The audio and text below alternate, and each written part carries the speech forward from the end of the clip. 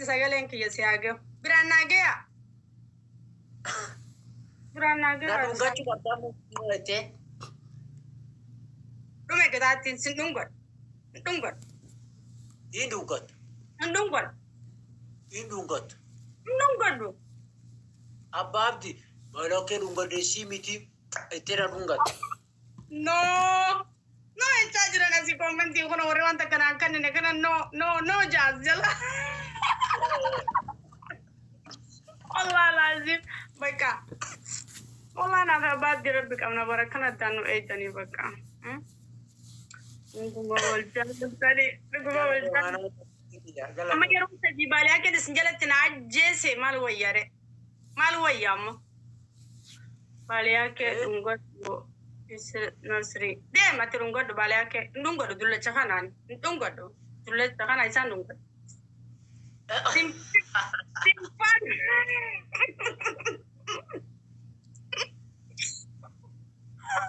Dhungachuu qabdaa. Enyuja. Allah kuma sirun ko dofa china muddan. Inshallah kuma ngutu amma. Na. Abdi nabasi. Kuma nguni. Dibba sagali kono. Kuma nguni. Kuma guutu dhabeo. Yasi mo adeni baro. Still. Ake jirtu kuma gad bali akko. Jirtu. Kafat.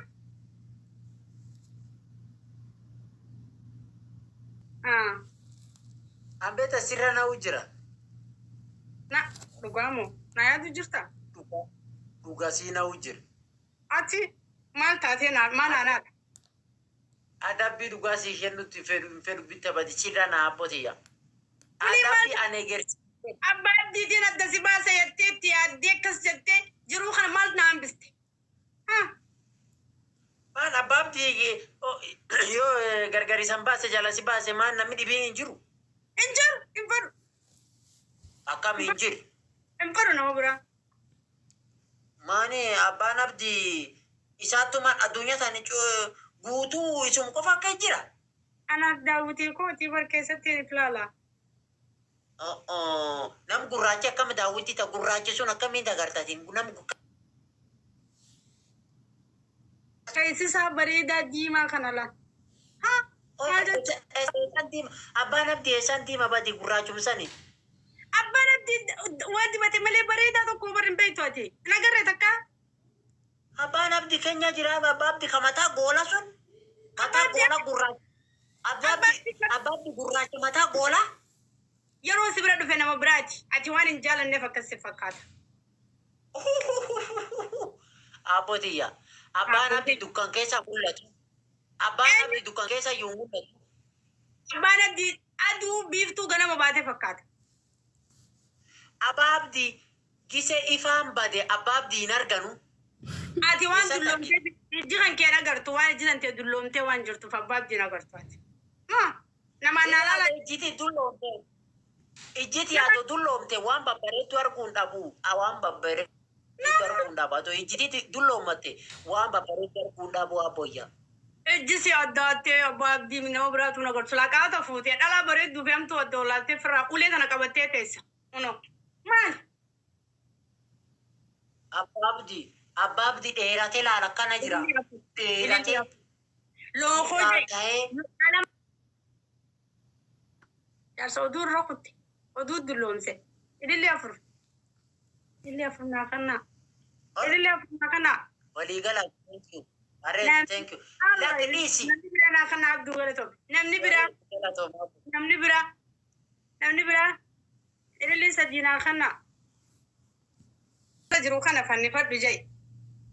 Dadhabbi irraa hafuura asirraa baafatu. Amata lama asirratti amata hangaan si harki asumarra taabeeta.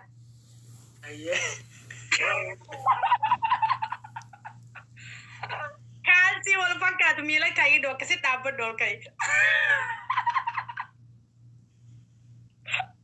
Kan wal fakkaatu nu garsi. Ol kan. Injiru. Gosa.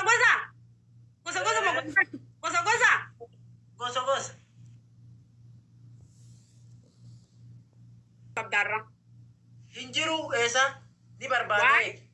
ايه بربادة ايه راتا ايه بربادة كوي كرباتان كوني ميخا كماريا مقامة ميكات أكنا في تكفى نفدي جدا وچو بورنا فرام فودين اتي سوسان ريسبكت كابتي كرباتا كنا اغوزا كان تراي خانا eh هاي ايه قال سي بربادة كالسي فن والفكاتو فتة كرباتا يخطي ولرا فن تفقبت go ahead اللي قفو فدو يتجرى شمران قفو كاب كدردرات تدابت anga yomi nu sobda shamaran silala chuku tamani dulla chaja mudardara jani silalu frakatan qofo fadu jan qofo qeb